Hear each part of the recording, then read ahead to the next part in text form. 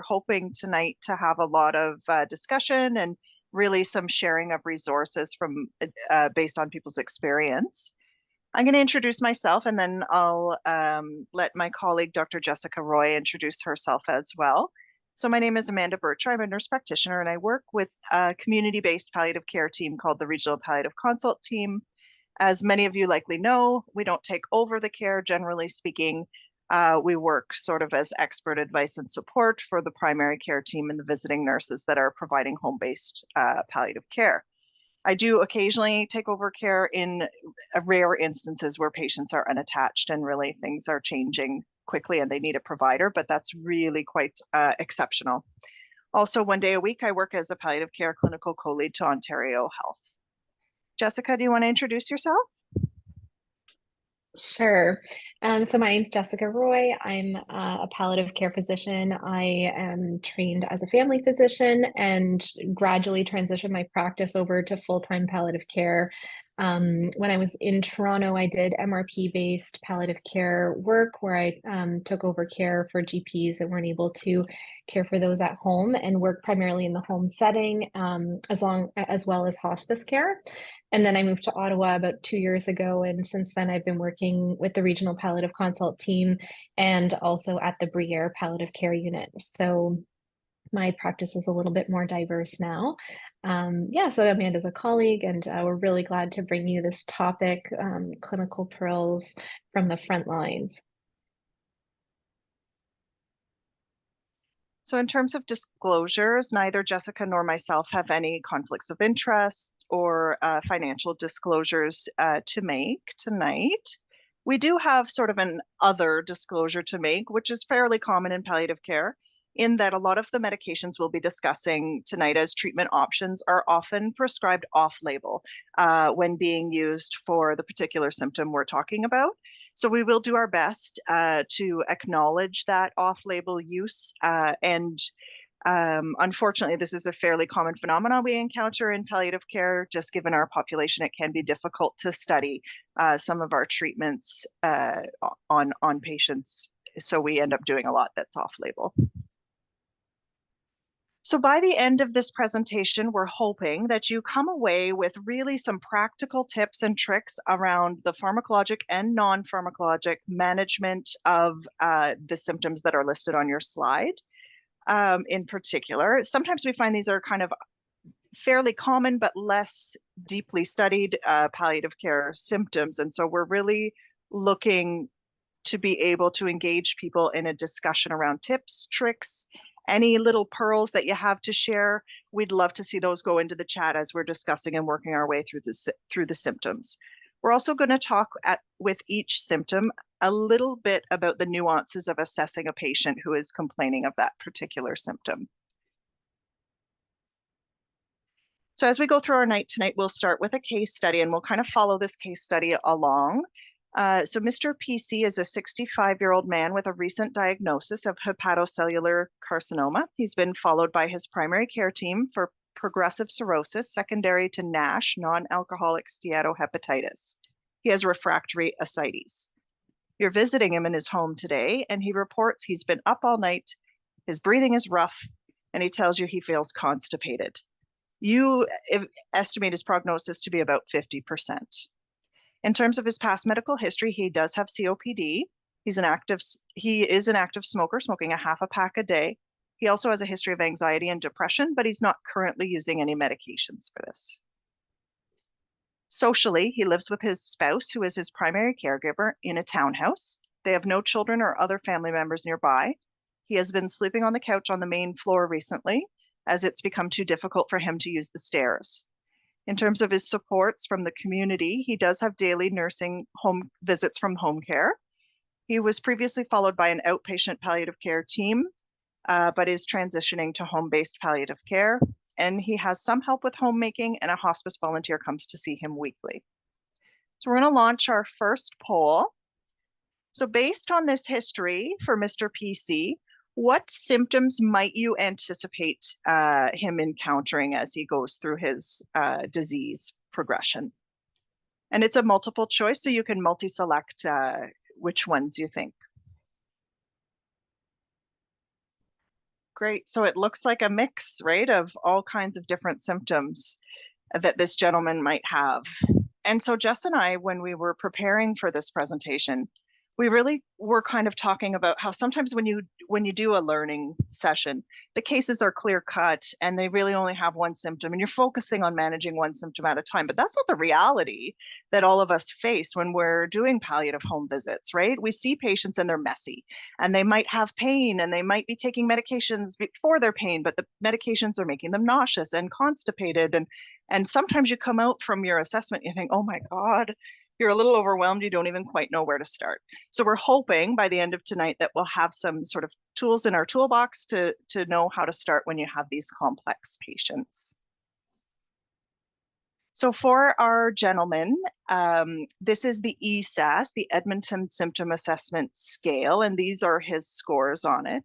So a few points about the ESAS. It was really developed in the cancer population, although there's nothing to preclude people from using it as a symptom assessment guide for patients within other populations.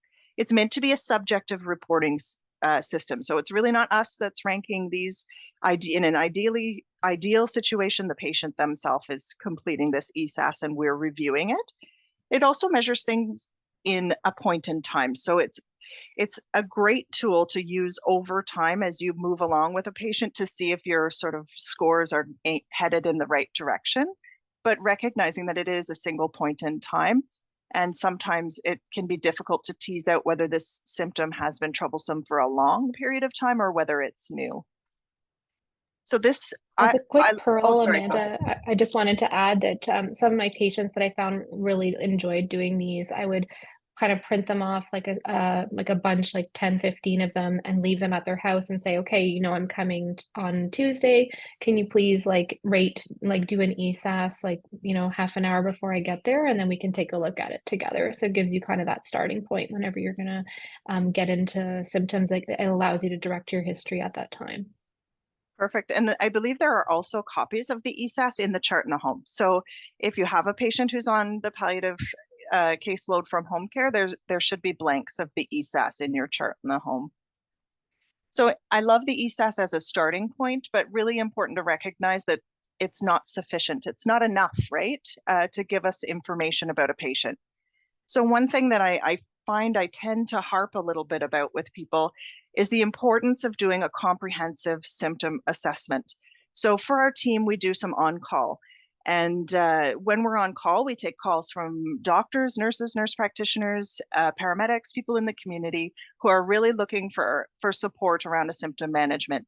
And I would say at least a couple of times a year, I get a call that I will currently reenact for you. So I pick up the phone, you're reaching me after hours. What can I do to help you? Mr. So-and-so has nausea. Okay, well, when did it start? I don't know. Is there something that seems to be triggering it? I don't know. Has he taken anything for it? Oh, I don't know. Can you ask? Well, no, I'm not in the home anymore. I'm just calling to let you know. Well, that's really not a helpful phone call to make to the person who is in charge of prescribing for this particular patient. So we always urge before that you pick up the phone and call to report a symptom that you really delve a little bit deeper beyond that ESAS.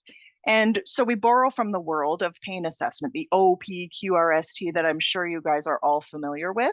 They can apply to things other than to pain. So you can use your OPQRST-UV for any of the symptoms that we're going to talk about tonight, and it'll serve you well as a way to delve a little bit deeper and learn a little bit more, because that's really going to guide the person who's formulating the treatment plan on how to best intervene. So we're going to move on, and first we'll start talking about constipation. So why did we put constipation first? Well, it's quite prevalent in the palliative care population, 40 to 90% of patients. Really, there's no standard sort of agreed upon definition for constipation within the palliative care world, beyond saying that it is a change in your regular bowel habits and pattern, and that it's uncomfortable for the patient, so it's causing issues for the patient. It's really important to assess your palliative patients for constipation regularly as a standard at every visit. And the other thing that often comes up to me is this idea that, oh, well, they're not really eating, So we're not really expecting them to move their bowels.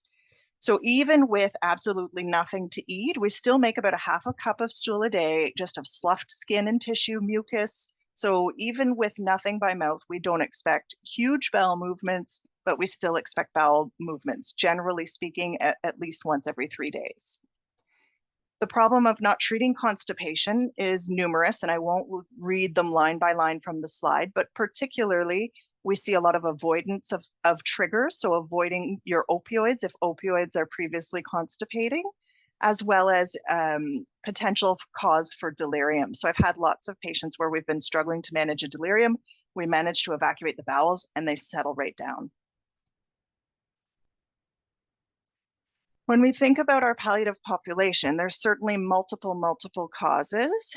In particular, I just want to highlight that when we think of medications that can cause constipation, it's not just opioids, it's others like anticholinergics, antacids, so Tums can be really constipating. Certain antiemetics that we might be using, so anti-nauseants can be constipating. So we really have to not just sort of point the finger at the opioid. There could be other things that are contributing to constipation. And then all the other factors that by the nature of our population we see, right? Like the immobility, not really able to get to the bathroom in time. And psychological piece, I think we maybe underestimate how impactful that can be. One of the first things we learn as humans is how to hold our evacuation, whether it's urine or stool. And for someone to tell you that you need to go in a brief or just go in the bed or just go in your clothes, psychologically, that is so difficult for people to overcome.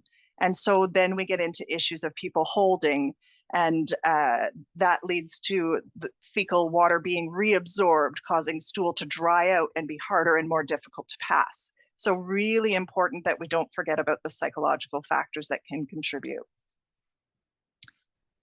So how do we assess constipation? So I'm sharing a tip with you guys that a colleague of mine named Kelly recommended to me. She actually printed out and laminated the Bristol stool chart. And she gets right in there and asks her patients, have a look at this chart. Where would you put your stool on this chart? Is this normal for you? Is this a change to you? Are you spending a lot of time on the toilet? She really asks a lot of questions about poop. We use sometimes the dish mnemonic. So are you having difficulty moving your bowels? Are they less than normal? Are they small? Are they hard? In terms of ostomies, it's also really important to have an understanding of if your patient has an ostomy, is it a colostomy or an ileostomy? Where along the colon is their ostomy? Because as we progress along the colon closer to the rectum, your stool will naturally become less watery. But if someone has a colostomy that's very close to where the colon starts, it would be normal for their stool to be watery. So if you're seeing them and now all of a sudden an ostomy that was passing daily or multiple times daily, and all of a sudden it's hard, what's coming through and only coming through once, they're constipated, despite the fact that the ostomy is still moving. So really important that we assess our ostomies as well for constipation. When we think about management of constipation, this is where that saying, an ounce of prevention is worth a pound of cure. I say that all the time to my patients. I say it's really a lot easier to keep the bowels evacuating than it is to sort of jumpstart them once you've become constipated. So I really encourage when we're starting medications that might be constipating that we take laxatives regularly so that we can prevent constipation from occurring. Some of the lifestyle stuff that works for constipation can be a challenge in our palliative population, things like high fiber diet and increasing your mobility. I mean, that really depends on where they're at in terms of their disease trajectory and their level of function. But where I think we have an opportunity to change practice is around the psychological issues that we talked about earlier. So the issues of not having privacy and being asked to evacuate into a brief. We could do things like put a curtain so that it looks more like a bathroom, or offer a bedside commode and really make the effort to get them up out of the bed onto a commode for as long as we can to maintain that GI function. There's also a recommended push technique, which means to sit upright on a toilet with your legs slightly raised. So they say to raise them up on like a platform the size of an old phone book. I'm aging myself now, but a thick textbook. Put your feet up on something that would be thick to raise the knees a little higher. Brace your hands on the abdomen and exhale while you're pushing a little bit. And that's supposed to help physiologically with bowel evacuation. Really important in patients with neuromuscular conditions who can still get on the toilet to emphasize this, because sometimes they've lost a lot of their muscle tone. In terms of timed suppositories, this is something that Jess and I were talking about, that we do a lot of recommending timed suppositories. So sometimes when someone's bedbound and they're taking oral laxatives, it becomes really difficult to predict when they're going to move their bowels based on their laxative schedule. So instead, sometimes what we opt for is a scheduled routine suppository, so that we know within a certain amount of time of having your suppository, usually about 30 to 45 minutes, there's going to be a bowel movement that follows. And that helps allow for a bit more of a routine, a little bit more predictability. And sometimes people prefer that, and it can address the problem of withholding because you don't want to be incontinent. And then, as always, with anything in palliative care, we're going to address any underlying causes. So is there an anticholinergic that we could change? Are they chewing on the Tums for GERD that we could switch to a different medication, etc.? So I won't spend a lot of time on this chart, but it's in the PowerPoint for your reference.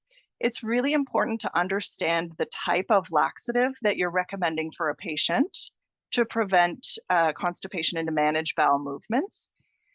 And really recognizing that in the palliative context, we try to steer clear from bulk forming laxatives or stool softeners, because there's really not much evidence for efficacy. When it comes to bulk forming laxatives, you have to be able to drink enough fluids to maintain bowel function and pass that bulk. Otherwise, it kind of packs up in there like cement. For stool softeners, in particular docosate, there's really not a lot of evidence for their efficacy. That said, I have met patients in my day that are just married to their Dulcolax, and I mean, I can't convince them otherwise, but we do our best.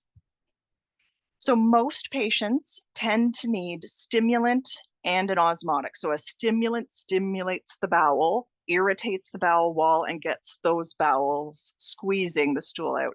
An osmotic, they work in a number of different ways, but essentially they pull water into the stool in order to lubricate things and keep them moving. It's not unusual for your patients to require both. So some patients need that stimulation and the lubrication in order to maintain adequate bowel function. A word about laxatives: a lot of them are available over the counter. However, if we get a prescription, they're covered. And so in people who finances are strained already, it can be a little bit of a relief to get some coverage for their laxatives, with the exception, unfortunately, of polyethylene glycol or PEG or Laxative. Those are not covered, unfortunately. And then last, Amanda, there's a way of getting PEG covered if you prescribe the PEG Light, which is a colonoscopy prep. So if you're really getting into trouble, you find that like PEG and lactulose are pretty much equivalent in terms they're both osmotic laxatives, so is milk of magnesia. But if they really prefer PEG, you could, and they can't afford the over-the-counter powder, you can prescribe PEG Light, and then you can do, there's like an equivalency table, like if you Google it, in terms of the volume that you'd want them to drink. That's a little pearl from the Frontline. Yeah, I'm glad you mentioned that. I had forgotten about that tip. And then the other thing about lactulose, I find when it works well, but sometimes it's quite difficult to tolerate. It can be really cramping for people. So some people tolerate it beautifully, but I have had some patients who really don't like it. So that's another reason why you might choose that PEG Light as an option. So then last but not least these days are the peripherally acting mu opioid receptor antagonists. It's a mouthful. But essentially they act locally within the bowel to reverse the constipating effects of opioids. They don't cross the blood-brain barrier, so we don't see huge issues around systemic pain as a result of using these medications. Generally speaking, they're well tolerated. They come in oral formulations or subcutaneous formulations, and the dosing is there in the chart for you. But oral formulations you take regularly, like you would take your laxative. The subcutaneous injections, you inject it, and within a matter of a few short minutes, the patient should be evacuating their bowels. They're quite effective. I think the efficacy of the subcutaneous is upwards of 60% efficacy in achieving a bowel movement within 30 minutes. However, they can be cramping. It's a rush to the bathroom. It can be quite a lot on a patient. Neither of those two options are covered under our Ontario Drug Benefit Plan, but a lot of private insurances will cover. So depending on the financial situation of your patient, you could also consider these if you really suspect that the opioid is the contributing factor. So before we move on to cough, I just want to give an opportunity if anyone has put any questions in the chat or anything has come up that you guys have seen. I haven't seen anything in the chat, but Pam had her hand raised, and maybe Carl and Val can tell us if it's possible for her to unmute or if it's just through the chat that she can ask her question. See here. So we can let you say your question here, Pam. If that's what you have your hand raised, I can give you permission to unmute there. You should be getting a little notification. But don't worry about it. If you just, sometimes I know people just hit the raise hand button by accident because there's just a little hand there. You can sometimes click it by accident. So.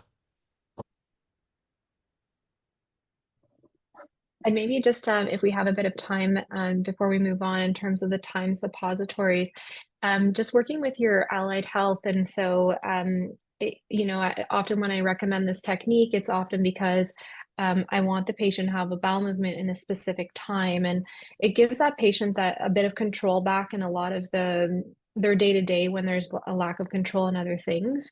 And so if you can work with the visiting nurse or potentially a caregiver to give the suppository just prior or at the arrival of the PSW, considering PSW's visits are generally an hour, if you use a suppository kind of right as they're coming or like as they enter the home, then hopefully they'll be there to assist with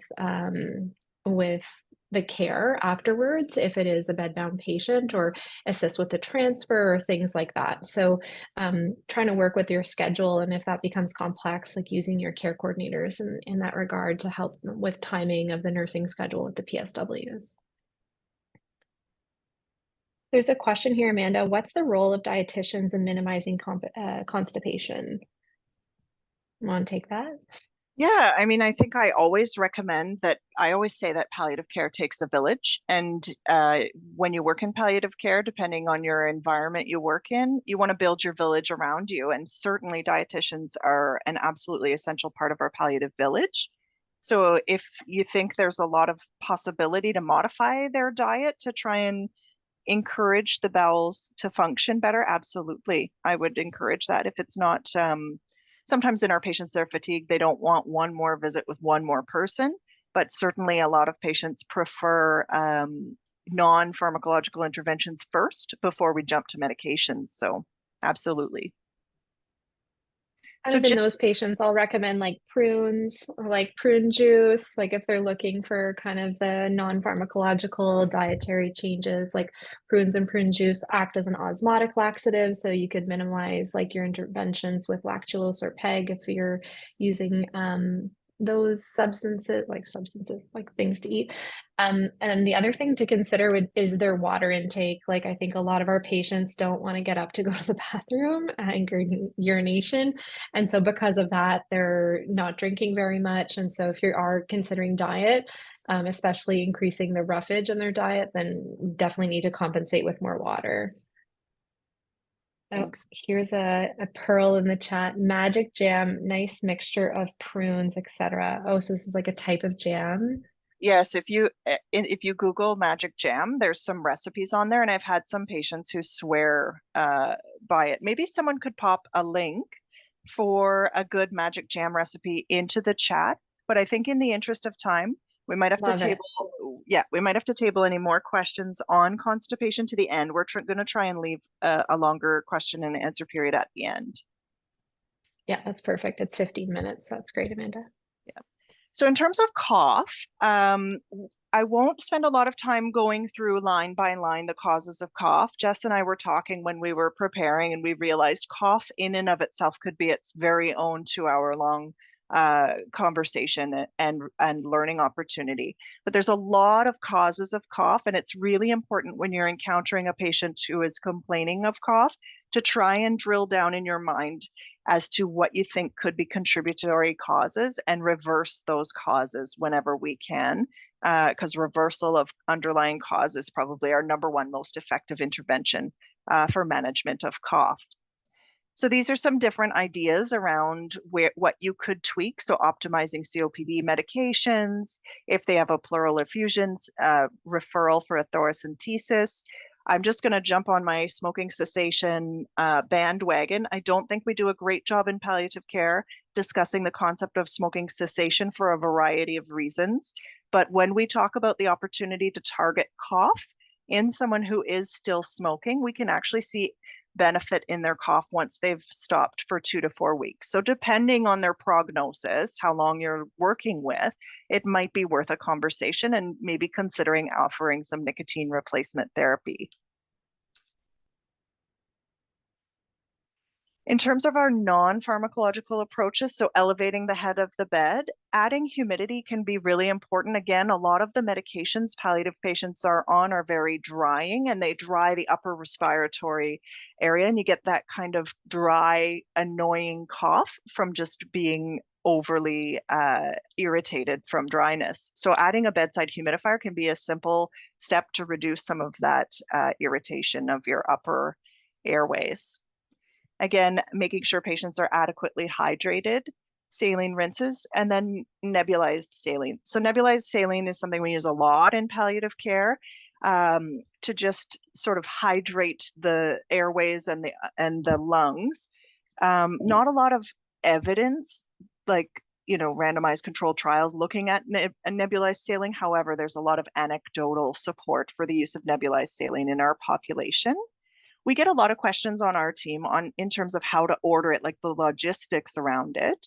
Typically, the way we would order it is through home and community care, faxing them a prescription saying nebulized saline, inhale 5 to 10 milliliters 4 times daily as required. Please provide nebulizer machine, and home care can look after sending things to the home as well as having a nurse come out and demonstrate to the family how to use it.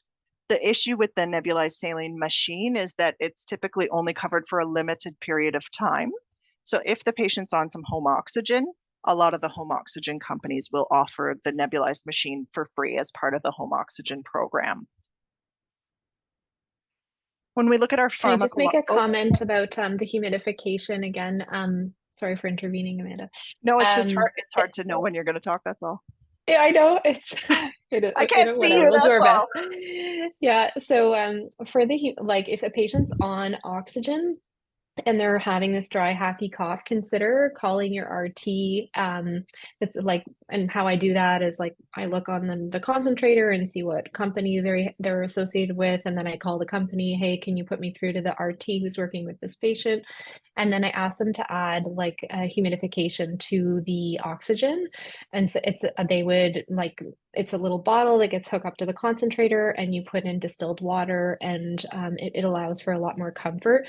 There is like a few patients, if you're using this distilled water humidification, that will have a bit more of like, I wouldn't say even secretions, but a little bit more of like a rattly cough. Then you can just gauge which is more bothersome to them and choose accordingly. But I've seen some great benefit with that.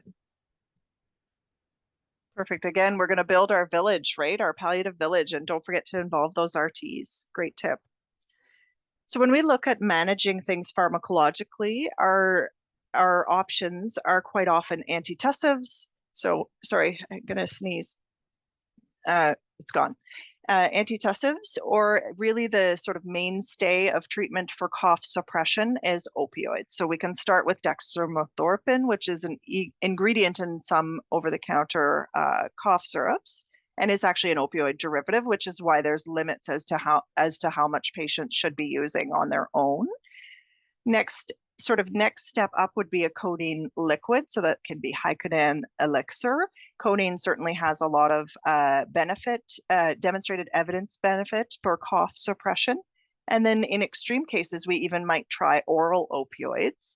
If they're not already on it, we might start fairly low dose, but if they're already on oral opioids, we could even consider adding in a codeine liquid or a dextromethorphan to target a more synergistic effect between the two. If the cough is kind of at the pharynx level, one little clinical tip I came across was just some simple syrup. So instructing family members to mix some water and sugar to their desired consistency, and then swallow down 10 milliliters every 2 to 4 hours, and just kind of coats the throat and can soothe an irritated, dry cough. And there's no cost really other than the cost of some sugar. Maybe not best in our diabetics, but hey. And then in extreme situations, we've even had to consider nebulized local anesthesia. The problem with that, so that would be like nebulized lidocaine, but the problem with that is it becomes quite costly when you're using this outside of an institutional setting because it's not typically covered. And most of the pharmacies want to order them in a great big bulk order, and they want you to buy the whole big bulk order yourself so that they're not wasting and losing money on their end. So it's really hard, a difficult thing logistically to try in the community context. In terms of other treatments, again, off-label would be Paxil, so paroxetine, 10 milligrams by mouth once daily. There is actually some anecdotal evidence of benefit with cough, and you should see a response within a few days, as well as gabapentinoids, which have some evidence for more of a chronic cough. But once again, that would be considered off-label. Before the poll, I just may add just a quick comment to the syrup. So I think that a lot of people will ask me, okay, if they're already on oral opioids, would I not just optimize their oral opioids, or is there benefit to using a syrup? And just as Amanda was saying, with the simple syrup, there is like something about like swallowing something that coats the throat that actually is like responsive and like helps with the cough itself. And so using a syrup may be beneficial regardless. So sometimes I don't increase their oral opioids, but add the codeine syrup as a trial. I actually find that dextromethorphan can be very helpful in cough. I know there's not a lot of evidence to it, but can be helpful with less potential constipation than codeine. So I always try that first. And for those who don't know, it can be prescribed under Coughx. So you just put in like, I think it's 15 milligrams per 5 ml. And you can prescribe like 15 mils every 4 hours, kind of PRN, or it can be bought over the counter. There's like a Benylin DM syrup. So, and then one plug for a non-pharmacological that we forgot to add in is honey. Honey actually does have quite a bit of evidence for, and like, especially that chronic cough or that post-viral cough. And so using like honey and warm water. I worked with this nurse who was trained as a physician in Russia, and he made this like cocktail for me once whenever I was sick, where it was just like honey, warm water, lemon, and I think baking powder or something. Anyway, so working with your non-pharm sometimes has a lot of benefit. Great. So we have another poll. If Carl's able to pull it up, just curious what people think based on our discussion. For Mr. PC, which of these options might you start with?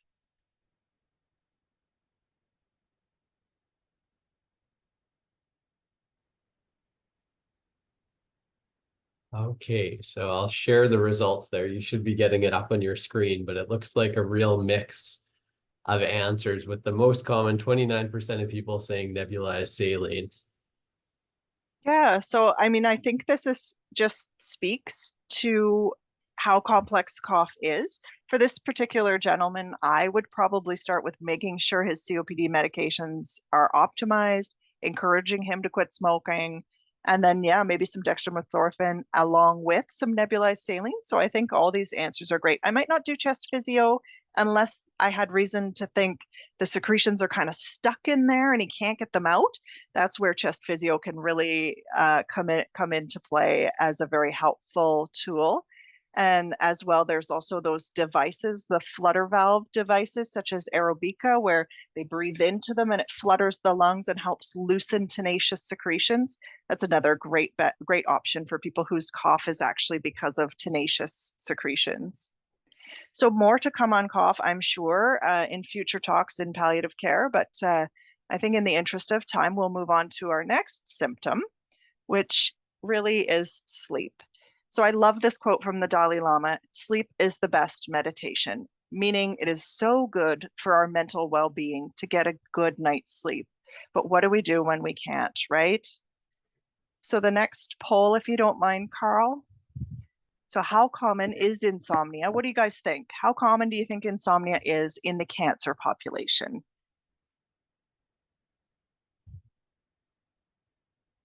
Okay, so most people, pretty much everyone's answered now.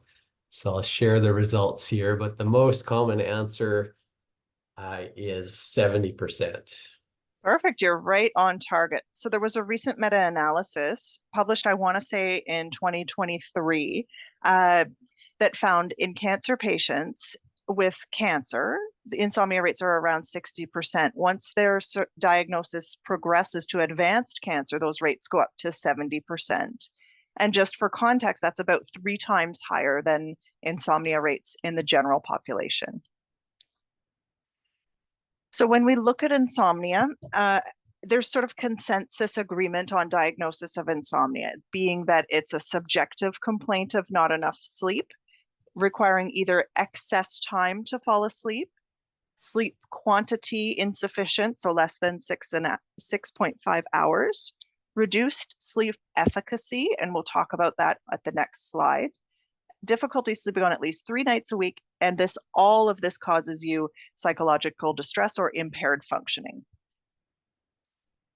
So with Mr. PC, I just want to calculate his sleep efficacy. So imagine he goes to bed at 9, but he only falls asleep at 11. He wakes at 1 a.m. to pee, and then it takes him till 3 a.m. to fall back asleep, and then he's up for the day at 6. So if we're going to calculate his total sleep efficacy, and you guys can do it on a scrap of paper or on your iPhone calculator.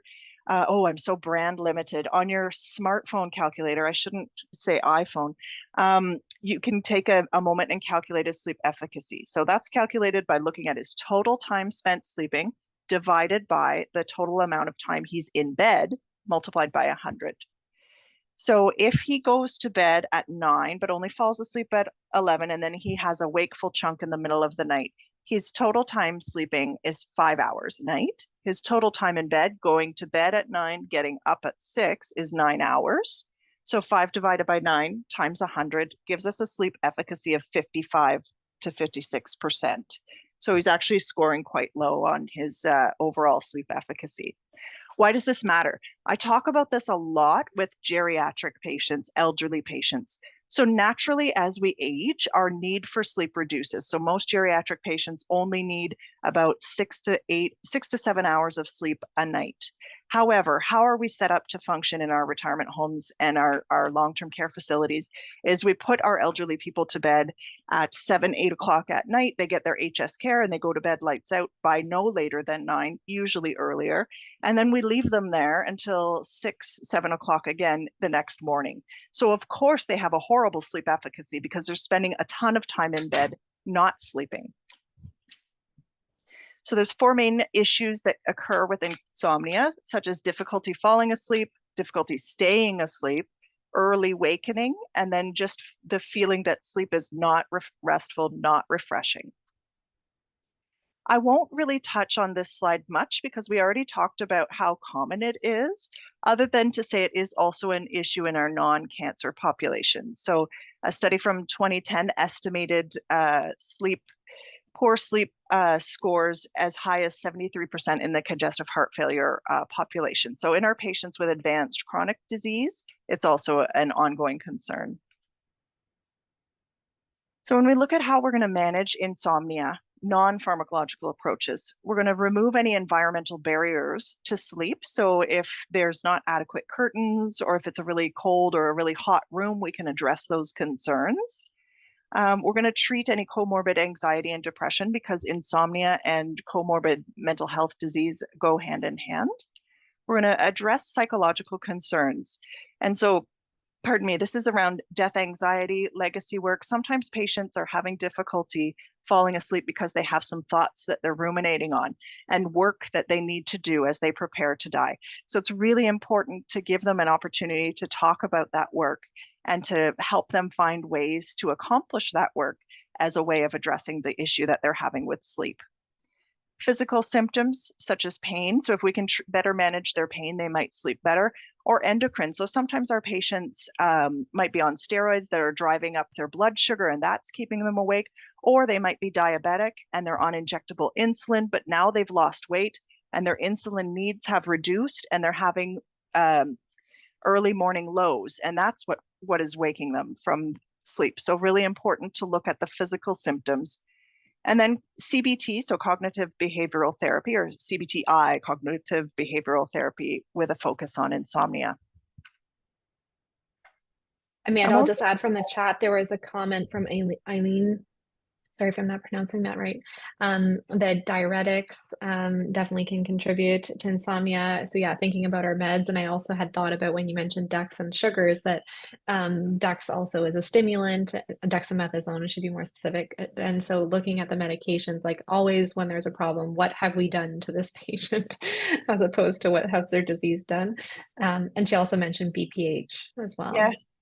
All important points to think about. And actually that reminds me why I put that little cute slide about insomnia is I've seen that with dexamethasone. They're waking up at 2 o'clock in the morning because of their dexamethasone and getting up and having a snack because they're starving because of the appetite stimulation from dexamethasone. So really important. Don't forget there's a possibility they might be having insomnia from their dexamethasone.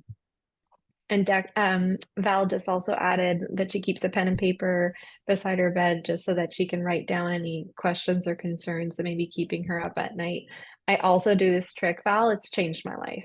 Honest. Like it's like empty the brain, put it on the paper. Now you can pick that up in the morning. So love it.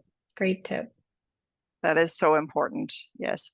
I won't spend a lot of time on CBT, cognitive behavioral therapy for insomnia, except to say that it's really an emerging area that's, I think, we undervalue. So really recognizing your negative thought patterns and how they're contributing to your behaviors. So sometimes as you don't sleep, you get really anxious and then you're leading up to bedtime and your anxiety is ramping up. With CBT, the idea is around recognizing those behaviors and those triggers and taking steps to calm your mind and prepare yourself for sleep. So I've put a resource on that slide, and there's another resource, a great CBT resource in our resources slide at the end. So I want to talk a little bit about sleep hygiene. This is something I cover quite often with my patients. And really, there's a number of evidence-based strategies to improve your sleep at night. So having a bedtime routine. When you go to bed, you only go to bed for sleep or sex. And if you're not sleeping after 30 minutes, then you're out of bed. And go read quietly in a dim environment and try again after a little period of time, like 20 minutes or so. Reducing the temperature wherever you're sleeping. So cool tends to be a more promoting environment than hot for sleep. And then really the thing I go over all the time is the exposure to screens. So patients tell me all the time, I put the TV on, it's background noise, it helps me fall asleep. I can't really sleep without it. Well, there's other ways to get background noise that don't have blue lights that stimulate your eyes and tell your eyes that it's time to be awake. So really important if you can to try and get them to turn their screens off. If they need some background noise, we have a wonderful invention called a radio that doesn't contribute blue light and stimulate our eyes to make us stay awake. Avoiding caffeine and alcohol in the evening, alcohol particularly, although it can help with sleep latency, so falling asleep quickly, it tends to cause issues with early wakefulness or light sleep when you drink alcohol. And then if we can, increasing daytime physical activity. So I'm going to hand the mic over to Jess. She's going to take you through some pharmacological management of insomnia. Perfect. Thanks, Amanda. Yeah, so when we speak about pharmacological management, we'll separate into like natural products and not and more kind of drugs. Starting with the natural products. So when we look at melatonin, that's probably the one that comes up the most. And because it's available over the counter, I feel like instead of even recommending it, I'm often kind of backpedaling in the sense that, oh, well, I've already tried that. And I've tried it at this amount and it doesn't work, or it does work. And you're kind of working from that space. But knowing a bit about melatonin helps you educate your patients. So it can improve sleep onset, so that sleep latency, but generally it doesn't improve the quality, the depth, or the duration of the sleep. There's not a lot of like literature on melatonin just because it's more of a natural product. There's not pharma backing it in terms of funding research, but in the grand scheme of things, it's fairly well tolerated, and it can be something that you could try with patients. The doses are very widely ranged. We quoted here 0.3 to 5. I've seen even people using up to 10. I see it used sometimes in long-term care as kind of a first line. And there was some kind of anecdotal evidence or maybe a study that came out that said had prevention for delirium at one point. So I saw it kind of used more often at that point. But now that there's been a study that negated that, I haven't seen it as much lately. Cannabinoids can be its own 2-hour talk, and so I'll table that to Val for future sessions. But ultimately, cannabinoids, there's multiple receptors in our body that will receive stimulus from cannabinoids, and there are receptors in our brain. And so there's some thought that it increases adenosine in our body that helps us with kind of sleep promoting hormones. So it's that sleep latency helps one fall asleep, but it also does reduce your brain's arousal system, and so potentially can allow one to sleep better without as many waking episodes. Shannon et al. Did this study in 2019 where they looked more at the CBD component of cannabis and showed that there may be some benefit for sleep improvement in about 65% of patients. I think now that cannabis is legal, we will see more and more studies with multiple different indications now, it makes it a little bit easier to study. And there is like multiple corporations behind it that will benefit from positive yields of studies. So I think more studies will be in the forefront. And just as I'm switching to the next slide, I just want to chime in and say I always actively screen my palliative patients for cannabinoid use. So I always ask them, are you trying any medical cannabis, or have you tried any from a dispensary? Because I find sometimes it's not something that they are forthcoming with, but quite often you might be surprised who's trying it. Totally. I'm not even surprised anymore. In terms of medications, a lot of these medications, they're used off-label. And so trazodone is a serotonin agonist and reuptake inhibitor. It's actually marketed as an antidepressant, but can be used for a sleep aid. It typically is working at the level of, again, there's not a lot of sleep latency help, but it can potentially help with general like sleep efficacy. So I would say it's more anecdotal evidence at this point. There's like decreased nightly awakenings, but there's other studies that say no improvement in sleep efficacy. So I would say like anecdotally, people are using it. There are like some benefit. It's generally well tolerated. I'd say doses range between kind of 25 to maybe 75. And most common side effects are GI side effects. There's some case reports of hyponatremia in the elderly patients. So just something to keep your eye on if there is like a new delirium after initiating it. Other medication that we use actually quite commonly in palliative care is mirtazapine. It's a tetracyclic antidepressant.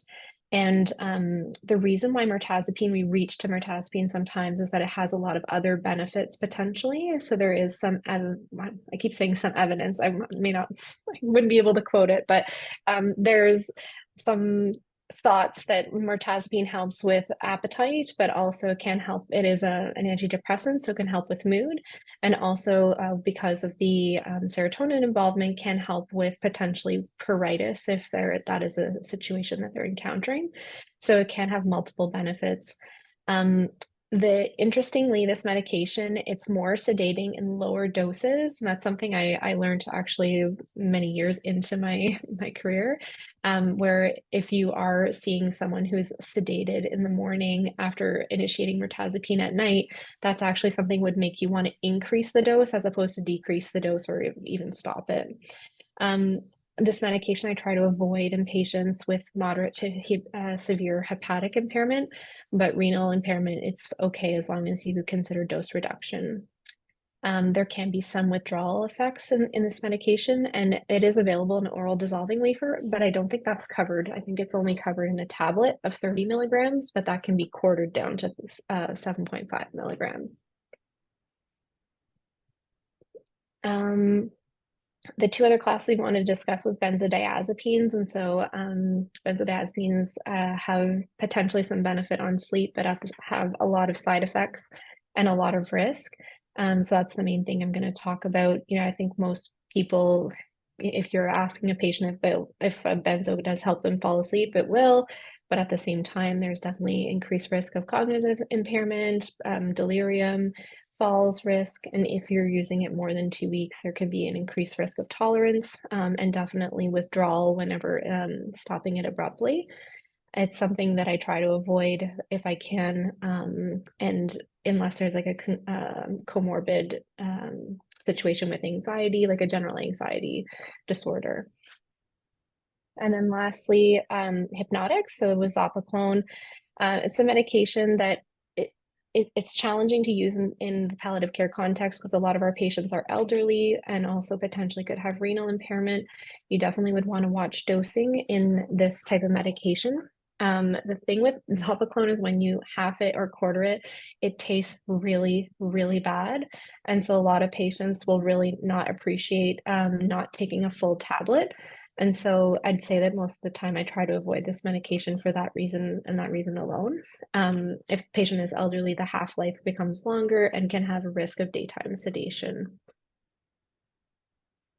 I also wanted to share a couple of random tips that I've heard multiple times for people moving their bowels. One is black licorice. I've heard multiple patients tell me that eating black licorice gets their bowels going. Cheesies get the bowels going, apparently. Multiple people have told me that. And the third tip is McDonald's. Most people swear by having a meal at McDonald's that it gets their bowels going. Okay. I don't think that's a good thing. Coffee. I think a lot of people stop drinking coffee because then they're afraid of insomnia, but then coffee. That's actually a great tip because I think caffeine actually is a bit of a bowel stimulant, so it makes a lot of sense. Oh yeah, for sure. It is a stimulant. You're right. It's like cramping inducing. Oh, there's a comment in the chat, KFC. Whatever works, right? Taco Bell. Let's start the list. Like, what else? What other person has had diarrhea after they've ate fast food? Gross.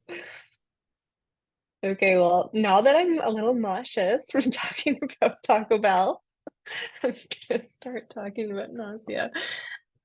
Okay, so it's a little bit of a heftier topic. We're left a little bit more time for it. We're really gonna try to focus on management, but without talking about a bit of the pathophysiology and the causes of nausea, it's hard to kind of grasp the concepts of treatment. So if it's within your scope, like stay alert, and if it's not within your scope, tune out, it's okay. Or maybe learn something new for party trick at trivia night. So in regards to nausea, like there is a lot of literature that's around advanced cancer, and I think that's in common with a lot of palliative care research. We are now expanding palliative care, and we have been for some time in regards to non-malignant illnesses, and so more and more research is coming out. But a lot of the studies that are referenced in our discussion is about cancer management. There is a lot of nausea in advanced cancer, but it can also be very present in non-malignant conditions, especially cirrhosis, end-stage renal disease, and congestive heart failure. AIDS is actually quoted up to 43%, end-stage renal failure, even 30%, CHF 17%. So it's not a non-issue, but nausea can be present in 16 to 68% of patients with advanced illness in general. But when we narrow it down to cancer, it's still within that window of 62%. When you like tease nausea and vomiting apart, sometimes they definitely occur together, but nausea can exist without vomiting, and vomiting can actually exist without nausea. When you look at people who have just vomiting only, it's only 4% though in cancer patients. I just included this excellent review that I was trying to just make sure I was giving up-to-date information to you guys this evening, and Glare et al. Did this excellent review in 2011, and even though it's quite like 10 plus years ago, it actually really covers the subject really well, so I just thought I'd include that in our slides. Some interesting things about the prevalence of nausea is that when I was looking through a few studies, that when they found that the PPS, the Palliative Performance Scale, started dropping, that nausea actually improved. And so there may be some interest in the fact that as you're moving, potentially nausea is worse, but as you become more bedbound, that things can settle down. Other things that were shown is that the prevalence of nausea increases as death approaches. And so when they were tracking this group, like I think they said 35% of patients would have it at the first contact. And then as they got closer and closer to end of life, up to 71% would have nausea in their final few weeks of life. So in terms of assessing nausea, I always think like that first slide that Amanda showed, the PQRST, I include O, I don't know why, that's just what I was taught in med school. So OPQRST, like in terms of when we think specifically about nausea, like when did it start, in what context, what were you doing, were you eating Taco Bell? What provokes it? So like, is having a meal, if you're drinking water, is it movement? What are the symptoms that make it worse, or what are things that make it worse, and what makes it better? Have you tried something over the counter? Every single person has tried Gravol. They all go to the pharmacy and buy Gravol. Did it work? Quality is a little bit like strange with nausea, but I think of like, okay, is it associated with vomiting? In terms of severity, like, is it mild? Is it moderate? Is it severe in terms of vomiting? And in terms of nausea. And then if it's associated with vomiting, is it affecting intake? Are you having weight loss? Are you dehydrated? So assessing that severity of the symptom. And that'll dictate on how aggressive of management we will implement right away. Thinking about your timing, is it intermittent? Is it constant? How long does it last? Does it last all day? Is it more in the morning? Is it more at night? Is it more after supper? That sort of detective work can help you figure out what the cause is. Probably the most important thing to ask is associated symptoms and past medical history as well. So, if they have GERD, if they're constipated, like how are the bowels? Do you have any associated headaches or maybe neurological symptoms? Is the room spinning? Are you dizzy? Like, have you had fever? Are you passing gas? These types of questions will help you kind of get to the source of a cause, which will then enable you to figure out a management plan based on that. In terms of a physical exam, I just listed off a few things to consider, but probably the biggest thing I would, most people who are nauseous, you'll definitely examine the abdomen, but think about looking in the mouth. There's a lot of people who have really severe thrush that can have terrible nausea, and if you don't think to look, you won't figure it out.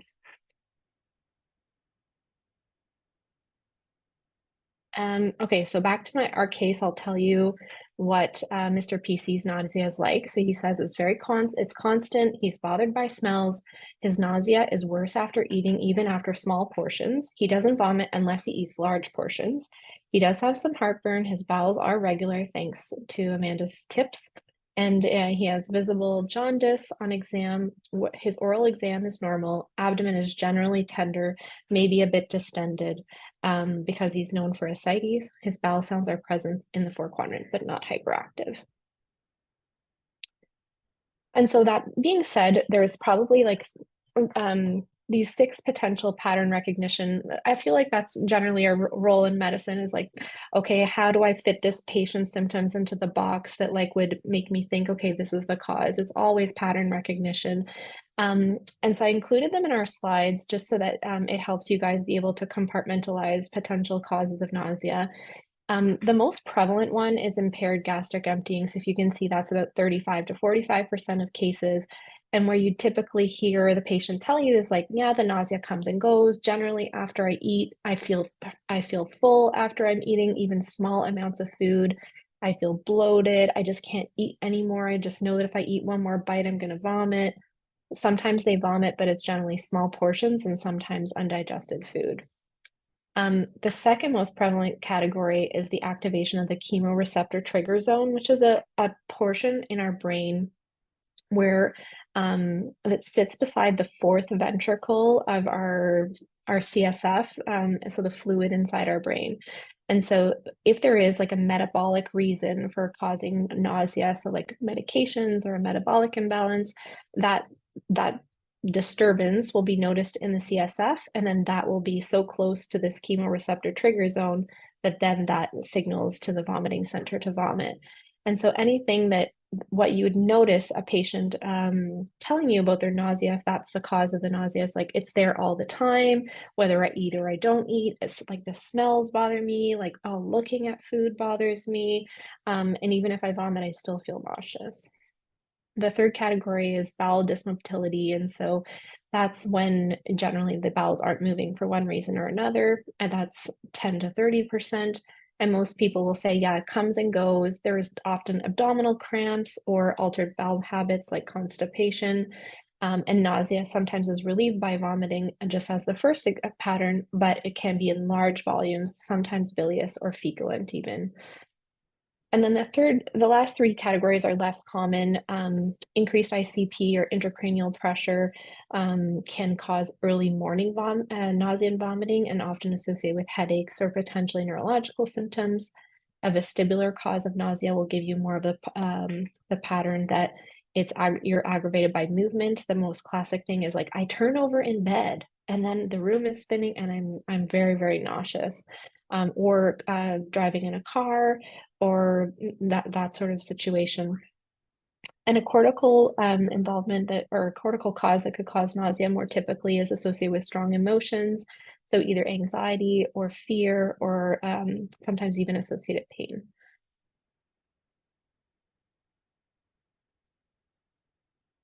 Okay, so we're going to launch the poll again. Carl, if you can do that.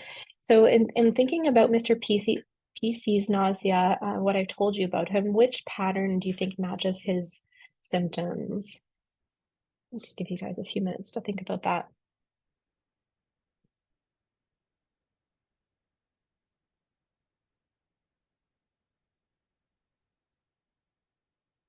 Okay, so it looks like most people have answered now. Oh, we just got a few more in.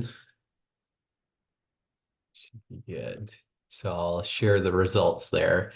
It's fairly close, but the most people are saying impaired gastric emptying is the top one. Yeah. And I think this case highlights that, nausea is often multifactorial. And so, we didn't ask him about medications. We didn't there's a lot of missing information here to be able to make a full diagnosis of what's causing his nausea. But in terms of the pattern, he has symptoms that match kind of impaired gastric emptying and also activation of the chemoreceptor trigger zone. And so, these are kind of the classes of things that I would really narrow in on and what potentially could be causing his nausea. Thanks, Carl. And so returning back to the table of the patterns, giving you guys a few examples, and I won't spend too much time on this, of which causes would be associated with those particular patterns. More typically a delayed gastric emptying could be something that's pressing on the stomach, something that's in the stomach, or even a neuropathy like Parkinson's disease can have autonomic dysfunction that can lead to gastroparesis. So can a severe diabetes, paraneoplastic syndrome. These are a little bit more rare cases, but definitely things that we see in the community. Activation of, like we said, the chemoreceptor trigger zones. It's more metabolic causes, so things that run in your blood that would then get into the CSF, which would then hit the chemoreceptor trigger zone. So any elevated, so abnormal electrolytes, more specifically concerning is hypercalcemia, and then end-stage renal disease, which have elevated uremia and bilirubin with end-stage liver disease. Hyponatremia can cause nausea as well. And then medications, most commonly in palliative care, opioids, antibiotics, chemotherapy. For pattern number 3, like bowel dysmotility, constipation, so doing a good assessment of your bowels. But more like severe or like even considered a palliative emergency would be a bowel obstruction. And so that would be managed in a different way, but also something that would have that typical pattern of bowel dysmotility. I put in gut tractioning here as well. So that just essentially means like anything that's pulling on the colon, pulling on the small bowel, potentially adhesions or tumors, peritoneal metastases are very common to do this, can cause nausea. And we do also see it with congestive heart failure, with having right-sided heart failure kind of picture where there's ascites or gut edema as well. And then just a few more examples for the 3 less common categories. Sorry, it's really slow to like advance my slides. I click and I have to click a few times. There we go. So I'm going to start with the non-pharmacological management. I put a list of all the things I could find. I've definitely encountered probably like 60% of these, but I learned things as I was creating the slide deck, and really open to hearing any non-pharmacological management that you guys have encountered in your clinical practice.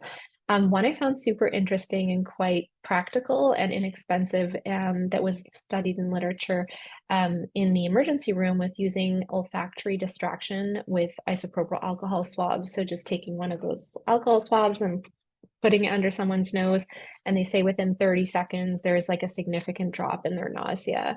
It's not studied in a palliative care context, not studied in like either in the elderly or in any particular cancer population or organ failure, but it is interesting and kind of inexpensive and worth a try, in my opinion. Decreasing smells that are triggers, peppermint essential oil can be beneficial. I think we've all heard of ginger, and so lots of different potentials for that, like tea, or you can buy over the counter like natural Gravol, which has just ginger, or ginger candies. I put a picture up here of the P6 pressure point. So if you take your forearm and you put 3 fingers down from your wrist kind of crease and pressing on the midline in that tendon, can help with nausea. There is like the I can't tell you exactly why it does, but there is like lots of like anecdotal literature of that being beneficial. And I think it does like play into Chinese medicine, where also potential acupuncture is beneficial, reflexology or foot massage, and then any relaxation training like meditation, guided imagery, or progressive muscle relaxation.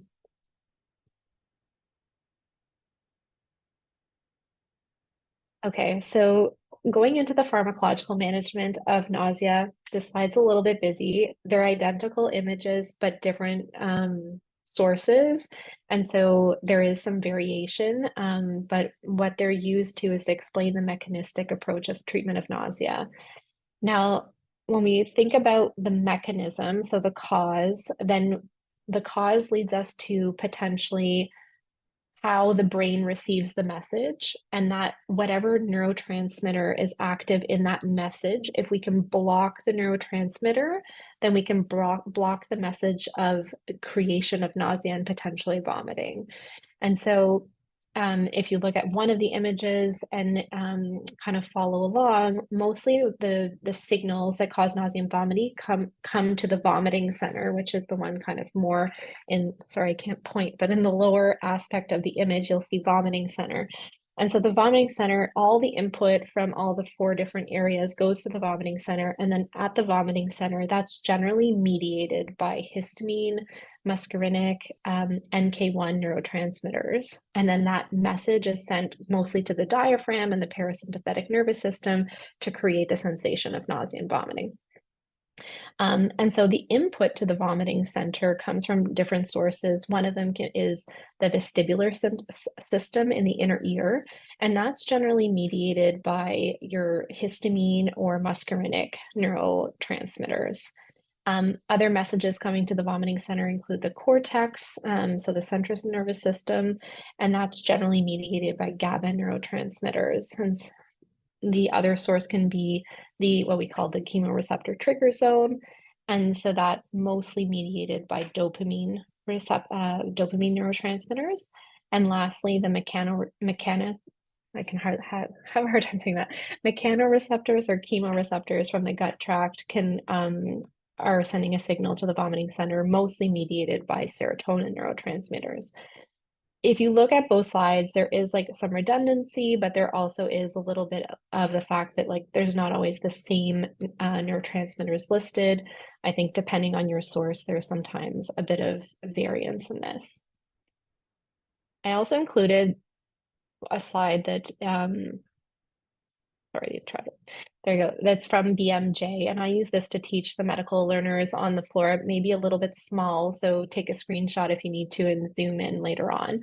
I find this one easier to track because it's not so busy, and also I like the color coding. It helps me. I'm a visual person, helps me remember, and it also includes the causes. So if you look at like anxiety, triggers the cortex, like a strong emotion, how we talked about, and the cortex is green. So if you go down to your little log at the bottom, that's the GABA neurotransmitter that then sends the message to the vomiting center. The chemoreceptor trigger zone here is labeled more as yellow and red. I would say that primarily the chemoreceptor trigger zone is mediated by dopamine, but there is some serotonin involvement as well. Vestibular is purple, so that's the cholinergic muscarinic receptors. And then down in the gut, you have the blue and red. So most of the time, I would say the gut is mediated by serotonin receptors, but there is also some dopamine receptors. I also like this image because it also includes radiation and chemotherapy, strongly signaled in serotonin neurotransmitters. And that's true because most of the time we would use a serotonin antagonist to manage nausea if it was induced by radiation or chemotherapy. Is there any questions in the chat before I move on? It's a little bit complex. There was just a couple ideas, like somebody suggested those C-bands, pressure point things you can buy. Val put a kind of a counter question, like, has anyone used them in the palliative context and were they effective? But people can respond to that in the chat. Okay. So we'll launch the next poll then, and I'm wondering what you guys think in terms of the receptor that we want to target to manage Mr. PC's nausea. Based on what we know about his symptoms, we're kind of thinking, okay, maybe he has impaired gastric emptying, maybe he has a component of activation of the chemoreceptor trigger zone. Which receptor would we try to target? Jess, could you go back to one of the slides that illustrates that for people to look at? I would have to cheat and look at it too. So there you go. Cheat away. Why do we even memorize things anymore? We can look them up.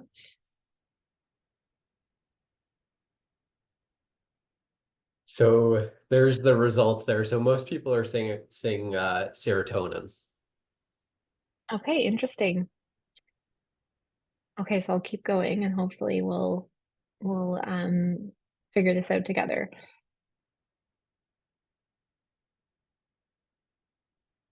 So when we look at anti-nausea and some more of the pharmacological aspects, so we covered the non-pharmacological. I also think when we use the mechanistic approach of choosing the agent of choice, it really comes down to the prodrome or like the pattern of nausea and what we're trying to target. And so for the impaired gastric emptying, because we can use a prokinetic agent, the agent of choice is probably more in the lines of a prokinetic dopamine antagonist. And so that dopamine antagonist, when it is prokinetic, increases the peristalsis in the upper GI tract, which can help with that gastric emptying, limiting the nausea. The two more common agents are domperidone and metoclopramide. And the difference between those is domperidone doesn't cross the blood-brain barrier, whereas the metoclopramide does, and thus domperidone is a little bit less sedating. I wouldn't say metoclopramide is very sedating as a general point, but less so with domperidone. Also, domperidone is safe to use in Parkinson's patients, whereas metoclopramide wouldn't be. As a dopamine antagonist, we would stay away from metoclopramide and other dopamine antagonists otherwise. For the activation of the chemoreceptor trigger zone, mostly mediated by dopamine neurotransmitters. So there we could use either a prokinetic or a non-prokinetic dopamine antagonist to manage things, unless I would say the big unless is if there's a chance that chemotherapy was inducing nausea, and then I would definitely choose a serotonin antagonist. And so examples of a non-prokinetic dopamine agonist would be haloperidol. For bowel dysmotility, I kind of like broke it down into 3 different categories, just because when we're using when there is the context of a complete bowel obstruction, I would try to stay away from any prokinetic dopamine antagonist, because that peristalsis pushing against kind of a firm obstruction can create a lot more symptoms, including cramping and pain. And so we definitely would want to use a non-prokinetic. And so haloperidol would be the kind of more common answer for that. Whereas if someone's constipated, maybe that peristalsis will be helpful. And so using a prokinetic dopamine antagonist like metoclopramide can be helpful in that context. The gut tractioning is definitely a separate issue, and I would target serotonin in this case. So your most common serotonin antagonist would be ondansetron, which is available in like an oral tablet or an oral dissolving wafer. And then the other categories are very more separate from this. So increased ICP, we'd want to try to reduce the inflammation within the brain. So using steroids like dexamethasone, the vestibular system, we'd want to target histamine. And so in this context, and almost exclusively in this context, I would use an antihistamine or an anticholinergic like Gravol, and then a cortical component would be like something that would be triggering the GABA receptor. And so we would be looking at something like a benzodiazepine. There is some literature that can also support targeting the cannabinoids in that compartment as well. And this is just a separate slide kind of listing off what the individual, if it switches, the individual agents. I don't know if someone else can advance the slide. We can't, but I did find I was having to double click them as well for some reason tonight. I don't know what's going on with Zoom. I would just add at the end of this slide, I added the NK1 neurotransmitter. So this is a new anti-nauseant that's often used often in the oncological populations on current treatment, which is aprepitant, which is an NK1 antagonist, and that targets really the vomiting center, like primarily. And so you may see patients on these medications. Not something I typically prescribe, but I have seen it used. It's often like prescribed like pre-chemo, like on day X, etc.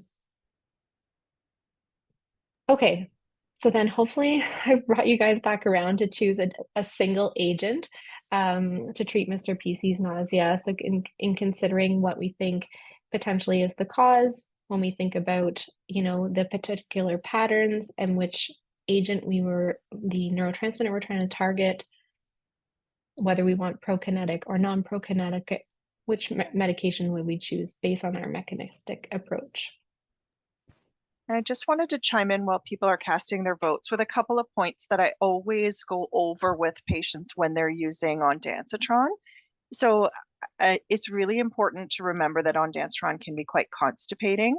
And so if constipation has been the symptom you're struggling with in addition to nausea, sometimes that might be a reason to switch away from the ondansetron. And then the other issue we sometimes encounter, unfortunately, is that ondansetron really isn't well covered in the community. So sometimes we have to go a few extra steps to get it covered for patients. And sometimes they go into the hospital, they get a dose, it works beautifully, and then they come home and they discover it's $100 for 2 weeks supply. So it can be quite expensive, but there are ways to apply for funding for it if it's had demonstrated benefits. So just things to consider. Yeah, you'd apply through your exceptional access program. So looks like we've got most of the answers in here, and we actually got a tie. Ooh. Yeah, I think it's very close anyway. Is it a tie? Yeah, it is a tie between A and B there. Yeah, and I don't think one is necessarily right or wrong. I think it just comes down to prescribing practice. They're both very similar. They're both so domperidone and metoclopramide are the top agents that are chosen, following with haloperidol. I would choose a prokinetic in this case, considering he had symptoms that resembled impaired gastric emptying, and so that could be helpful. I think domperidone is very underutilized because it is nice to say that it doesn't cross the blood-brain barrier and potentially is less sedating. The only downside is it's not available in anything other than oral capsules, and you can't reduce the dose or increase the dose other than increasing your capsules. So if, let's say, they're having tremendous nausea and vomiting, and they can't take the oral capsule, well, then you have to choose like metoclopramide because that's also available in subcutaneous administration. Okay, so I'm going to present another framework for managing nausea, which is much more simple, which is the empiric approach. So instead of thinking about, okay, the cause, the neurotransmitter, la, la, la, you just think, okay, the most two prevalent causes are impaired gastric emptying and activation of the chemoreceptor trigger zone, which are responsive to dopamine antagonists. And so trying that first, I think that is a really good first initial step. If that does not work, then you would move on to what we would call a broad spectrum agent, which means that it would be an agent that covers multiple different receptors.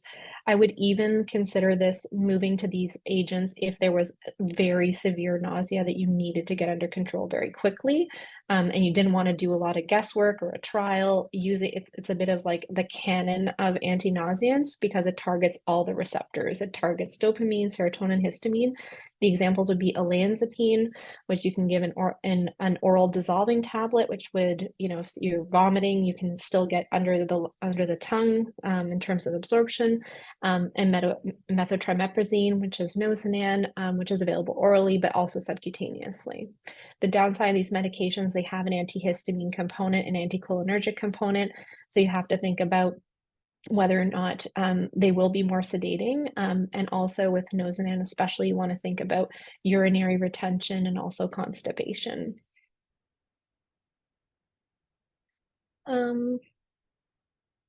Any questions about nausea before we move forward? Is anybody else thinking after all that, when our brains are exhausted, just tells us this really easy, simple way to think of it and break it down? That's if how I I would have feel. told you first, you wouldn't have paid attention. I think also remembering the mechanistic approach was probably designed for the creation of drugs in like a pharmacological like financially driven drug creation, like through big pharma. So, and the other thing is, like, as we saw in those images, there's a lot of neurotransmitters that are in multiple different pathways. And sometimes when we think about a patient like Mr. PC or all the patients we see in the community, often the causes of nausea are multifactorial and touch on multiple pathways. So sometimes it's just easier to go to that empiric approach as opposed to thinking through the cause, unless, let's say it's a brain tumor with increased intracranial pressure, maybe thinking about steroids. So it's good to have both in mind.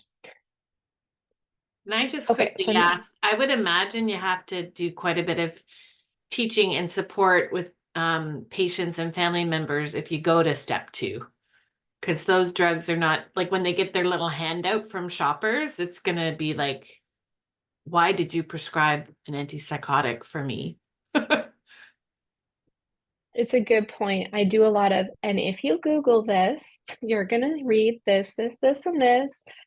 But, and I think that like olanzapine, definitely, potentially people would know that from, I don't know, a family member having a mental health disorder or something like that. Methotrimeprazine is not typically used in like a mental health context quite at all, or even very, very rarely. And so I get a lot less of those questions from that medication. That's a good point, Val.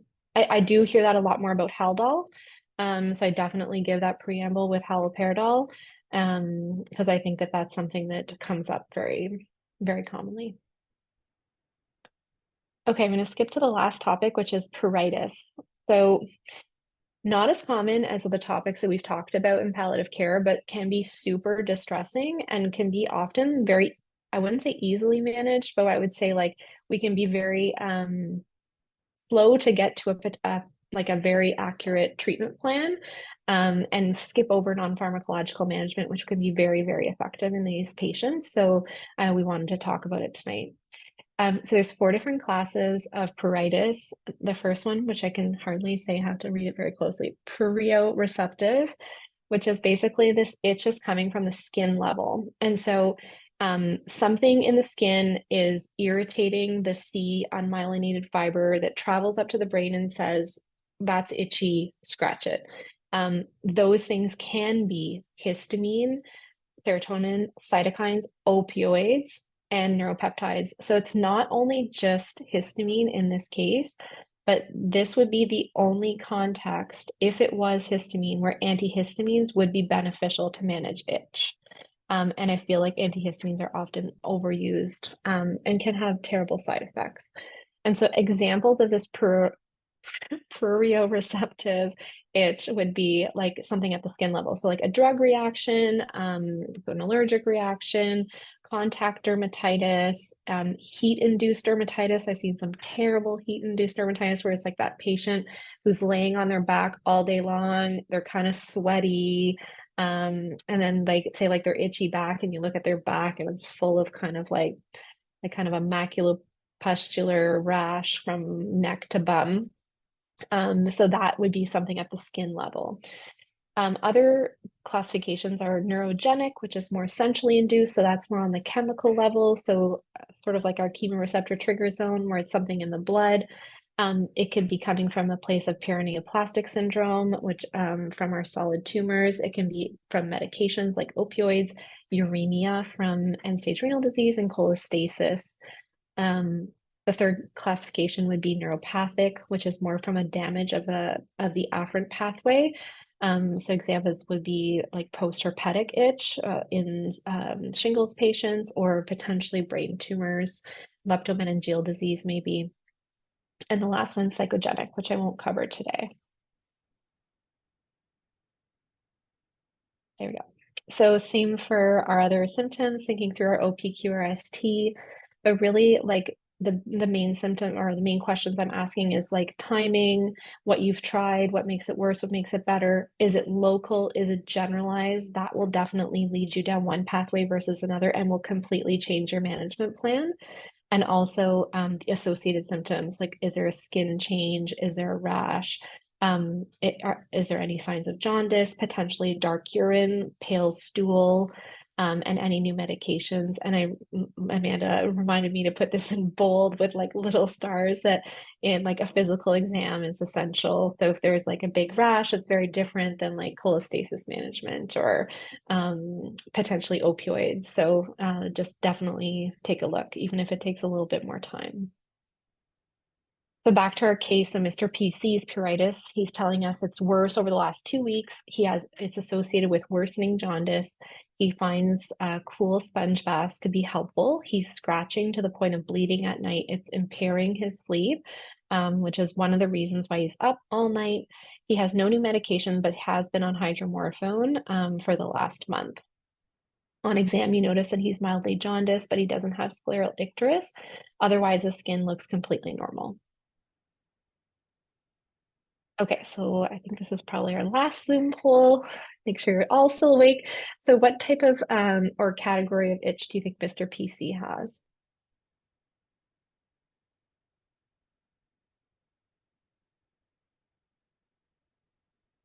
Okay, so there are the results. So the most common is neurogenic, followed by the prurioreceptive, if I'm pronouncing that right. Well done, Carl. Yeah. So if his skin looks completely normal, it probably is not prurioreceptive. It can be if like potentially the rash is coming up or the like it's going to happen in the next day or two. or it's resolved. But generally, if it's at a skin level, you will see something at the skin most of the time. Most of the time, there can be examples otherwise. But in most cases in palliative care, the itch is caused by a neurogenic category of itch. So looking through the non-pharmacological management of pruritus, there's lots of different tips, but the most important to think, that the reason I think through this is that itch and temperature run on that same unmyelinated C fiber to the brain.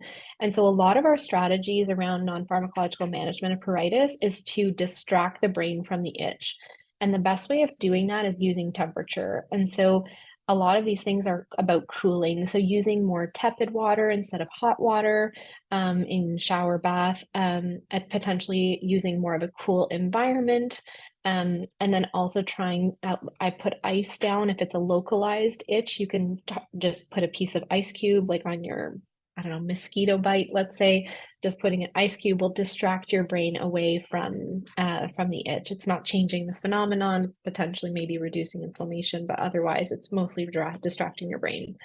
Other things I included is try to removing triggers. So definitely like scents in things, colorants in things. So using mild unscented soap with bathing, using unscented laundry detergent, thinking of using like a thick unscented white cream, definitely after bathing, but even multiple times per day to humidify the skin. Using breathable clothing like cotton clothing, cotton bedding. We actually had a lady on the palliative care unit who was so itchy, and after we just got her to bring in her own sheets, she was so much more comfortable, didn't have to use medications, and it's probably because of like the laundry detergent that we were using to wash things.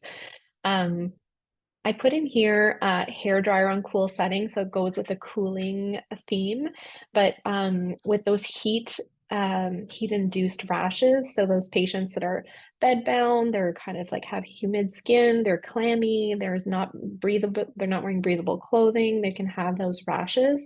I find like after a good mild unscented soap sponge bath, using the hairdryer on cold to get them really, really dry before getting them to lay back can be really beneficial to help with the rash. It also is very helpful, not in this topic, but with management of fungal rashes in the groin and the armpit, under breasts. And so those kind of like areas that don't get a lot of airflow, using your hairdryer on cool setting is really effective. Keeping your nails short and clean to minimize infection. And then we're going into the topical agents. So in keeping with the cooling theme, so topical menthol-based gels, ointments, creams are can be very helpful, again, to distract the brain from the sensation of itch. The one we use on the palliative care unit is Gold Bond Itch, has menthol in it. It can be bought over the counter. You can also take out your prescription pad and write out a prescription for compounded cream. We put in a little example in the slides with menthol 0.25%, plus or minus camphor 0.25%, plus or minus hydrocortisone. You really only need steroids if there's local skin inflammation, so that can be out if there isn't any. The thing with compounded creams, hard to find potentially a compounding pharmacy, potentially very expensive, about 60 grams, about $30, 100 grams, about $50. And if you're covering a generalized area, can become very, very pricey very quick. So using kind of your over-the-counter menthol-based creams can be helpful. Vicks, A535, anything that smells like that will cool the skin down. And then put in topical capsaicin, which is based on chilies, and so that can block your substance P, prurioreceptive or pruritogen, so that can be helpful in mitigating itch. And if it's a very localized area, you could consider using a lidocaine cream. You don't want to bathe in lidocaine because of the absorption. It can cause lidocaine and toxicity, but in small areas with a lower percentage can kind of anesthetize the sensory nerve endings. In terms of the pharmacological management of itch, I again classified it based on the category of itch. like I said in the beginning, with the pruritoreceptive, it's the only one that really has the histamine involvement creating the itch. And so in those cases, an antihistamine would be appropriate, maybe even starting with a non-drowsy one, or diphenhydramine, which is Benadryl, which is sedating and potentially delirogenic. So I try to avoid those if it's not appropriate. Most of the time you're in that neurogenic category, which either from cholestasis, end-stage renal disease, paraneoplastic syndrome, some hematological disorders, meds. And so these ones you'd want to consider using something that either you want to reset the itch threshold with either opioid or serotonin receptors.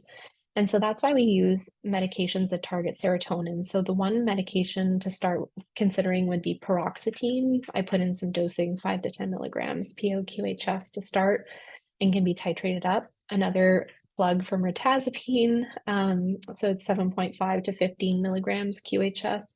Again, lower doses can be more sedating. So in keeping in mind that higher, if there's someone is very sedated from that, you could increase the dose to get away from the sedating effects. Because you do see itch in the end-stage liver failure patients with cholestasis, this would be one that mirtazapine I would stay away from because of the severe hepatic dysfunction, and choosing paroxetine above that. Opioid antagonists can technically be helpful in these cases, and in the palliative context, a lot of our patients are on opioids, and so I don't tend to use it very often because it can affect their pain control. You can use naloxone, which is a complete opioid antagonist, but there is naltrexone, which is a partial opioid antagonist. Some people use that, but anecdotally, I find it's not that beneficial and also can affect the pain management slightly. So generally stay away from those. If opioids are the cause of itch, consider rotating your opioids. So some people get itchy with morphine, but not itchy with hydromorph, or vice versa. Some people are itchy with all of them, not fentanyl. So trying different opioids you can find kind of hopefully the one that helps with pain and potentially dyspnea, but not cause itch. And then in that category, I would consider ondansetron to manage the itch because it can affect the serotonin. Quick word on cholestasis. If there is an actual mechanical obstruction, considering whether or not the patient within their goals of care is to have a stent placement, it can be super beneficial for symptom management and can give them a lot more quality of life. And it's quite non-invasive. And then for neuropathic itch, you'd want to be targeting something that would affect the afferent nerve. So using a class medication for gabapentinoids. And this is a quick reference guide. So we covered more like topically around specific causes. And this one has cholestasis, end-stage kidney disease, malignancy, and OIP, an opioid-induced pruritus, and medications to consider. It's a bit more exhaustive in terms of the list. I'll just add that cholestyramine here is listed for cholestasis. I do try it sometimes. It can be very beneficial, but it's very, it's not palatable. It's like drinking like gritty sand that tastes like orange tang. A lot of patients really don't like it, and after one use, you have to prescribe something else. So be prepared to pivot quickly. Yeah. So going back to our case, we told Mr. PC that he should consider smoking cessation. We've optimized his bronchodilators to hopefully help with his cough. We initiated an osmotic laxative, such as PEG, to optimize his bowels. We encouraged him to have small, frequent meals to provided teaching on the non-pharmacological measures to prevent or help with his nausea. We started him on metoclopramide, 5 milligrams by mouth before meals for his nausea. For his itch, we gave him a handout on skin hygiene and asked him to try over-the-counter topical menthol-based cream 2 times per day with his PSW visit. He asked us about melatonin, surprise, surprise, but we told him, okay, now that we've got your itch better controlled, your nausea is better controlled, let's see how we do without trying medications. But we did provide him some education on sleep hygiene. And we arranged for a hospital bed for him and discussed, well, through the sleep hygiene, told him to turn off his screen when trying to sleep. And we plan to follow him up in a week. And so the week later, we repeated his ESAS. He provided, we gave him the printout before we left and said, complete this before our next visit. And he did it, and all of our numbers had decreased down to 2 or less. And so 2 is still significant, but definitely we saw improvements with our. That being said, it doesn't always work out like that. This is a hopeful case that all of our management plan did improve. But as you can see, there's lots of different options to manage these symptoms. And sometimes, it's trial and error, but thinking through kind of your most likely cause can sometimes help with choosing your first line in terms of management plan, but having a few of those tools that we presented tonight hopefully will equip you for follow-up visits if things are not working out. So and here's a list of some go ahead, Amanda. Just before we close and go to questions, I just wanted to go back a bit to pruritus and just add that I find more and more I'm becoming aware of insects as a potential cause for itch. So again, another reason it's important to examine the area that someone's complaining of experiencing itch, because unfortunately we do have a bit of a bed bug situation in the Ottawa area, and so it wouldn't be uncommon to find bite patterns that might be suggestive of bed bugs, and considering that as part of your cause when you're looking at factors for pruritus. That's a good point. I've also seen my fair share of scabies, where you're looking at kind of the little lines or burrows between fingers as kind of more like diagnostic, but permethrin. Now that everybody's itching, we want to offer you some resources.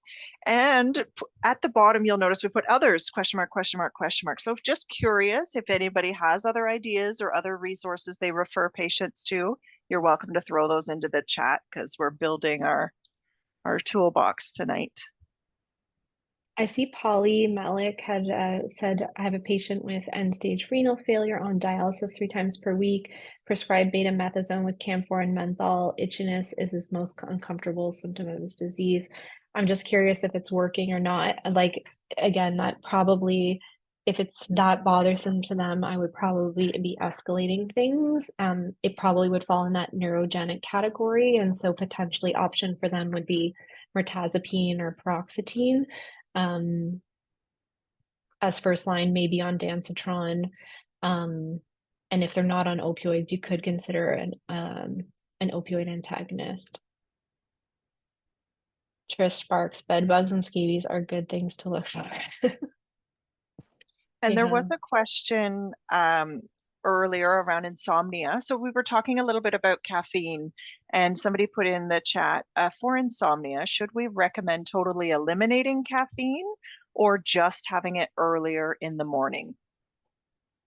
I think myself, for quality of life, if you ever told me to give up my coffee, it would be a no-go. But I don't know, Jess, what's your practice? I think goals of care discussion, trial and error, like cut back if that's not working, try to cut out. But I think there's some times where if coffee brings you so much quality of life and a little bit of melatonin helps you get to sleep, even, and you still have a bit of coffee in the morning, Yeah. And could we just go back to the resources slide? I just wanted to highlight there's a resource on there called Bounce Back, and Bounce Back is a free program for different uses of cognitive behavioral therapy. So it's a great resource to connect patients and family members to. Bounce Back Ontario, they have a CBT session that's specific for sleep. And then the reason I put Hospice Care Ottawa on there is because they have been doing some work, and Val, I know you have to go, but this is certainly more your area of familiarity, but they have been doing some work around legacy work and having their volunteers trained to help patients do some of their last wishes, prepare their legacy to leave behind for their children. There's been a lot of work done by Hospice Care Ottawa in that field, so they might be an option as well for people who are maybe not sleeping and ruminating on all the things they've got to do to tidy up to feel like they're ready to die. I have actually asked for a volunteer to help with. Val, do you have any other suggestions around that part, around the legacy work or? Well, I just think, for the psychosocial emotional component associated with insomnia, a lot of the symptoms you've talked about tonight actually have that psychological component to them, right? So I think any of the things that get people day hospice, right? The distraction, some of the interventions that happen at day hospice, like Reiki or massage or therapeutic touch or those kinds of things, might also be things that would be helpful with symptoms. Yeah. And I think sometimes when we're deep in the heart clinically of following these patients and trying to care for these patients, we can forget about those resources, right? So I just wanted to highlight that as part of our toolbox and our community that we're going to build, our village. I think we also have at least one death doula that's joined us tonight, and I think a lot of the supports that they provide, to people reflect what you talked about around legacy and the supports that people need, when they're facing the end of life. So the question here, any advice on how to talk to patients' family members about coughing? It can be a very distressing symptom for family members as well as for the patient. Yeah, that's a really good question. I mean, I always start with, is it or is it not distressing to the patient? And I ask them that question in front of the family, because sometimes patients say, oh yeah, I'm coughing, but it's not bothering me, but the family don't like hearing it. And then I go through some of the non-pharmacologic stuff, and then if need be, we add in the pharmacologic stuff and we do our best. I don't know, Jess, if you have any tips around talking about it.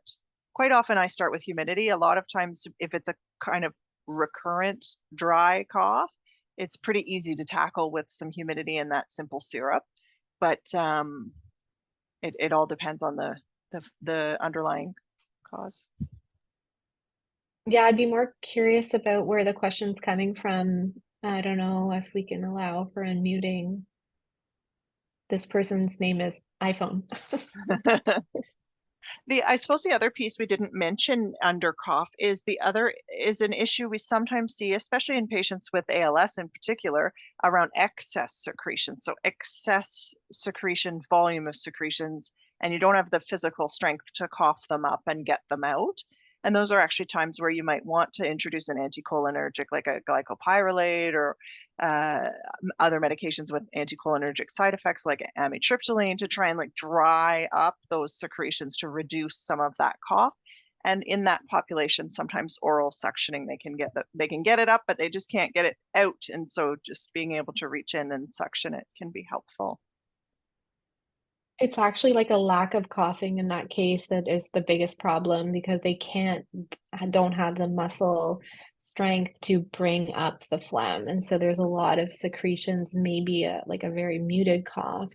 And working with your RTs in the situation with ALS, specifically, they do have what's called cough assist devices, which is kind of like a bit of a suctioning kind of pressure, and then all of a sudden kind of a quick suction out that can help with alleviating the secretions. It reminds me that there was someone that commented a little bit about how secretion managements could help with cough. And yeah, you mentioned glycopyrrolate, mentioned anticholinergics. Even simpler and potentially could be atropine drops. So the ophthalmological drops, the eye drops, you can administer them sublingually. They can dry up secretions if it's secretions like coming in mostly in the mouth and upper airway. That being said, it's drying up the secretions, so it dries up your mouth. So you almost have to like double down on your oral care to make sure that there's not like severe dry mouth, because that will be a side effect. Other things to manage secretions would be depending on where they are, but optimizing your COPD management. So using your short-acting anticholinergics, or optimizing your long-acting anticholinergics can sometimes be helpful, whether you're using inhalers, or you could potentially switch to nebulizers if they don't have the strength to to do the sucking in of the using an aero chamber first of all, and if that's even challenging, you can switch to nebulizers with a mask. And thanks. I just want to draw people's attention to Eileen's comment about MapleSoft Center, and she's put the link in there. They're a great resource for people living after cancer for supports. Before we close for the night, does anyone have any last questions?